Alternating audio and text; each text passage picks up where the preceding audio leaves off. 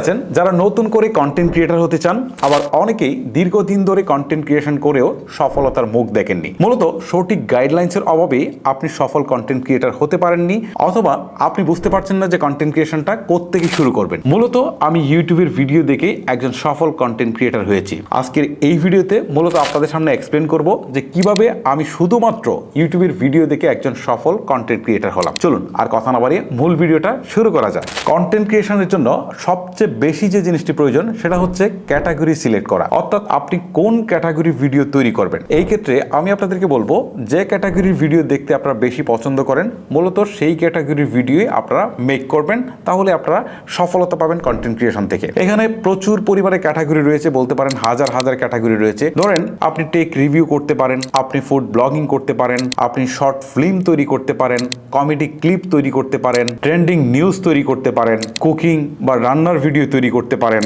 Movie review করতে পারেন, motivational speech দিতে পারেন। এরকম অসংখ্য ক্যাটাগরি রয়েছে, তার মধ্যে আপনি চুজ করবেন যেটা আপনার ভালো লাগে, সেই ক্যাটাগরির ভিডিও আপনি তৈরি করবেন। ধরেন আমি সাবজেক্ট সিলেকশন করেছি কুকিং। এই ক্ষেত্রে ইউটিউবের অ্যাপসে গিয়ে আমি সার্চ বারে লিখবো how to make a cooking video in mobile. লিখে সার্চ করার সাথে সাথে আমার সামনে হাজার হাজার ভিডিও চলে আসবে যে কিভাবে একটা কুকিং ভিডিও মোবাইল দিয়ে তৈরি করা যায় অথবা ক্যামেরা দিয়ে তৈরি করা যায়। সো এই ভিডিওগুলো দেখতে হবে। এখান থেকে অন্তত আপনি 10 থেকে 20টা ভিডিও দেখবেন, যার মধ্যে কিছু ভিডিও বাংলায় থাকতে পারে, কিছু হিন্দিতে থাকতে পারে, কিছু ইংলিশে থাকতে পারে বা অন্যান্য ল্যাঙ্গুয়েজে থাকতে পারে। মানে ভালো ভিডিওগুলাই প্রথম সার্চিং র্যাঙ্কিং এ আসবে। আপনি 15 থেকে 20টা ভিডিও দেখবেন, দেখে আপনি এখান থেকে একটা জাস্ট আইডিয়া নেবেন। আমি বলছি না যে কোনোটাই হুবহুব করেন, আপনি জাস্ট এখান থেকে একটা আইডিয়া নেবেন যে কিভাবে তারা ভিডিওগুলা মেক করছে। এখন এই কাজটুকু শেষ হওয়ার পর আপনার সেকেন্ড কাজ হচ্ছে আপনি প্র্যাকটিক্যালি একটা ভিডিও দেখেন যে একটা কুকিং ভিডিও কিভাবে তৈরি করেছে তারা। একটা কুকিং ভিডিও তৈরি করার পর এটা আপলোড দেওয়ার পর ফাইনাল রেজাল্ট কি এসেছে সেটা আপনি আগে দেখেন। এটার জন্য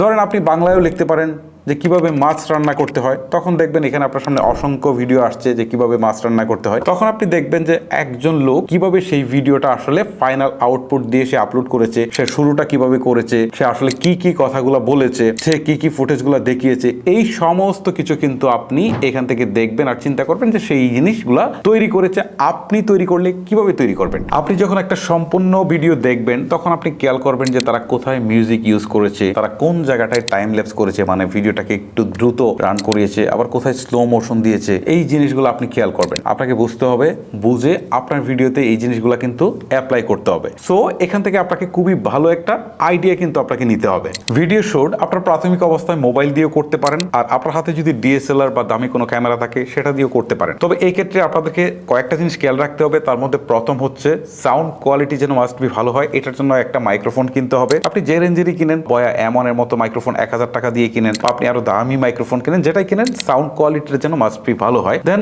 আপনি লাইট নিতে হবে আপনাকে। যদি আপনি ফেস ক্যাম ভিডিও করেন তাহলে লাইটের দরকার হবে। সেই ক্ষেত্রে আপনার সফট বক্স ইউজ করতে পারেন, যেটা আলোটাকে সফট করে দিবে, মানে কোনো শ্যাডো তৈরি করবে না। আবার যদি আপনার কাছে টাকা কম থাকে বা প্রাথমিক অবস্থায় শুরু করবেন ভাবছেন, তাহলে আপনি রিং লাইট দিয়েও কিন্তু শুরু করতে পারেন। আমার কন্টেন্ট ক্রিয়েশনের জার্নিটা আমি যখন শুরু করি তখন কিন্তু নর্মাল একটা স্মার্টফোন দিয়ে শুরু করেছিলাম, সাথে একটা বয়া M1 ছিল, তারপরে কিছু লাইট ছিল যেগুলো আসলে এরকম সফট বক্স বা হচ্ছে রিং লাইট এরকম কিছু না, নর্মাল লাইটে আমি ইউজ করেছি। পরবর্তীতে স্টেপ বাই স্টেপ আমি সবকিছু চেঞ্জ করেছি। যেমন এখন আমি সোনির খুব দামি ফুল ফ্রেম ক্যামেরা ইউজ করছি, ভালো সফট বক্স ইউজ করছি, বা এখন আমার যে শুটিং এর যে ইনস্ট্রুমেন্টগুলো আছে সেগুলো কিন্তু অনেক এক্সপেন্সিভ, বাট এখন কিন্তু সেইগুলো দিয়েই শুট করছি। সো প্রাথমিক অবস্থায় আপনারা নর্মালি শুরু করতে পারেন। আচ্ছা, এখন আমি আমার রিয়েল লাইফ এক্সপিরিয়েন্সের কথা বলি যে আমি কিভাবে শুরু থেকে শেষ পর্যন্ত আমি এই ভিডিও এডিটিং করলাম বা শুট করলাম, বা আমি হচ্ছে কিভাবে পুরো প্রসেসটা শেষ করে আমি একটা ফাইনাল ভিডিও তৈরি করে আপলোড দিলাম, বা হচ্ছে আমি SEO করলাম। সো এই বিষয়গুলো একটু সংক্ষেপে এক্সপ্লেন করি। প্রথমত আমি ইউটিউবে গিয়ে সার্চ করেছি যে how to make a take video in mobile. অসংখ্য ভিডিও এসেছে, সেটা দেখে আমি হচ্ছে একটা আইডিয়া নিয়েছি। তারপর আমি নর্মালি ভিডিওটা শুট করেছি মোবাইল দিয়ে। আপনাদেরকে যেটা বললাম যে একটা নর্মাল মোবাইল ছিল আমার কাছে, একটা বয়া মাইক্রোফোন এনে আমি শুট করেছি। দেন ভিডিও এডিটিং এর জন্য আমি প্রথম অবস্থায় যে হেল্প নিয়েছিলাম সেটা মোবাইল না, আমার একটা কম্পিউটার ছিল, আমি সেখানে ফিল্মোরা দিয়ে আমি এডিট করতাম। সো আমি ওইখানে গিয়ে লিখলাম video editing tutorial in Bangla. অসংখ্য বাংলা টিউটোরিয়াল এসেছে। সো আমি সেইগুলো দেখেছি, দেখে আমি আসলে এখান থেকে আইডিয়া নিয়েছি। আসলে কোনোটাই পারফেক্ট ছিল না, তো আমি আইডিয়া নিয়েছি যে ক্লিপটাকে কিভাবে কাটতে হবে, সাউন্ডটাকে কিভাবে ইমপ্রুভ করতে হবে, কোন অংশটা কোনটার সাথে অ্যাড করতে হবে। তো এই বিষয়গুলো দেখে আমি এডিটিংটা কমপ্লিট করি।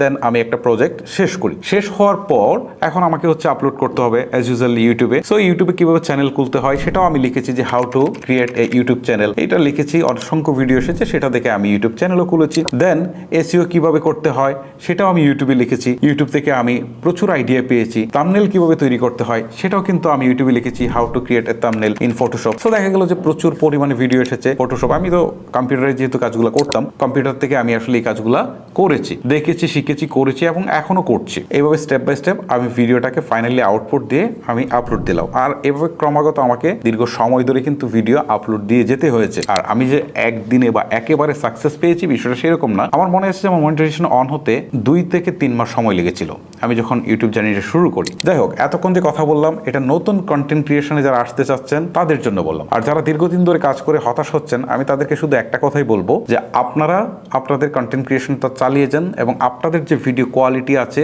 আপনারা যে ক্যাটাগরির ভিডিও তৈরি করেন, আপনারা চেষ্টা করেন আপনাদের মতো অন্যরা যারা তৈরি করছে আসলে তাদের সাথে সামঞ্জস্য রেখে কোয়ালিটি ইমপ্রুভ করে এগিয়ে যাওয়ার জন্য। আর ধৈর্য সহকারে লং টাইম ধরে কাজ করেন, ইনশাল্লাহ আপনাদেরও সফলতা আসবে। যাই হোক গাইস, মূলত এই ছিল আমার আজকের মেসেজ, যে আপনাদেরকে আসলে বলবো কিভাবে আমি আসলে ইউটিউবে ভিডিও দেখে একজন সফল কন্টেন্ট ক্রিয়েটর হয়েছি। যাই হোক, এই ভিডিওটি যদি আপনাদের বিন্দুমাত্র উপকার করে থাকে তাহলে অবশ্যই একটি লাইক করতে ভুলবেন না। আর আপনাদের যদি আরো কোনো কিছু জানার থাকে তাহলে আমাকে কমেন্ট করে জানিয়ে যাবেন। আর এরকম প্রয়োজনীয় ভিডিওগুলো রেগুলার পেতে চাইলে অবশ্যই আমার চ্যানেলটিকে সাবস্ক্রাইব করে রাখবেন। আজকের মতো আমি হিমেল এখানে বিদায় নিচ্ছি। আল্লাহ হাফেজ।